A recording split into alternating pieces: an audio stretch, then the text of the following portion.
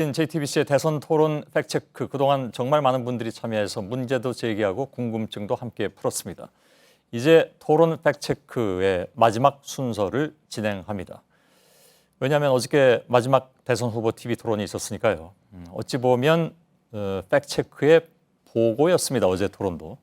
여기서 다 못한 것은 이따가 2부에서 오대영 기자와도 팩트체크 하겠습니다. 자, 지금은 조택수 기자가 나와 있습니다.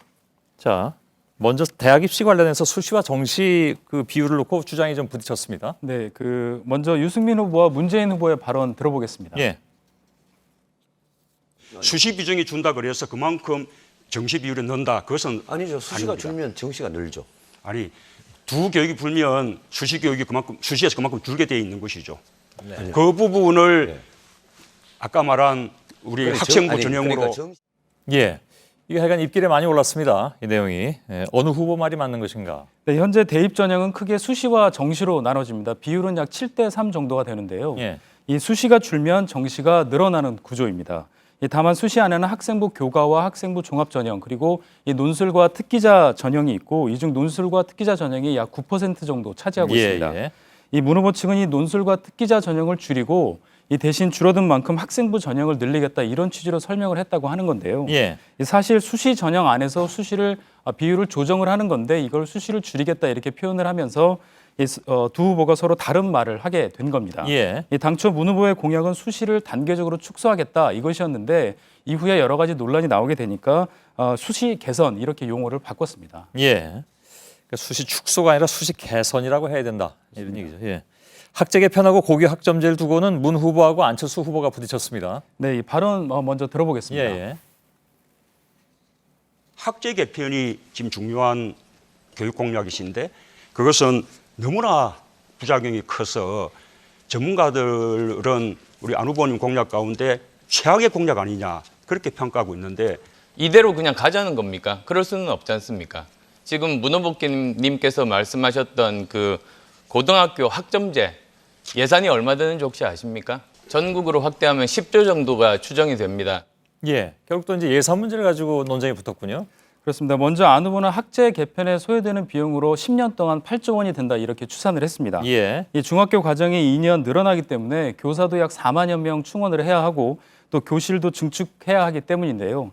이 반면에 교육개발원은 14조 원으로 계산을 했는데 이 만 5세와 6세가 이 동시에 의무 교육 대상으로 전환되는 것을 전제로 했습니다. 반면에 이 안 후보 측은 4년에 걸쳐서 아이들을 분산 입학시키는 방법을 쓰면 이 비용을 일부 줄일 수 있다 이런 계산을 내놨습니다. 예. 문재인 후보의 고교 학점제 10조 원이 든다고 지금 얘기를 했는데요. 네. 그건 어떻게 나왔습니까?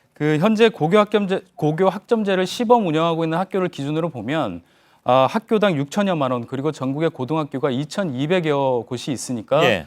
대략 연간 1,300억 원이 들어간다는 게 문 후보 측의 설명입니다. 예. 이 반면 안 후보 측은 이 고교 학점제를 실시하려면 교실이 현재는 부족하기 때문에 학교 신축만 300여 곳 그리고 2만여 개의 교실을 증축해야 한다. 그래서 이 비용이 약 10조 원이 된다 이렇게 주장을 한 건데요. 예. 결국 부족한 교실을 주변 학교나 외부 기관을 이용해서 충당할 수 있느냐 이게 관건인데 양측 모두 양극단의 사례만 집중해서 부각시키고 있다 이런 분석이 나오고 있습니다. 예. 따라서 좀 더 냉정하게 유권자들 입장에선 양쪽을 다 봐야 되겠다 이런 얘기가 될 것 같고요.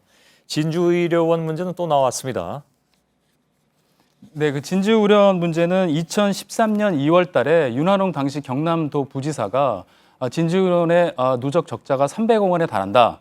그러면서 그거를 그렇기 때문에 폐업을 해야 한다 이렇게 밝힌 바가 있고요. 홍 후보 본인도 그 부분을 직접적으로 언급한 바가 있습니다. 누적 적자가 280억 원이고 그 의료 수익 대비 인건비 비율이 80%에 달한다 이렇게 직접 밝혔거든요. 예. 그러니까 홍 후보가 그렇게 직접 밝힌 것은 이미 나와 있는 것이기 때문에 본인이 내가 하지 않았다 이렇게 말한 것은 약간 사실과 다른 부분입니다. 그러니까 홍 후보 같은 경우에 이제 뭐 강성 노조가 규정 노조가 일 안 하고 놀고 있기 때문에 했다 이렇게 얘기를 했는데 네네.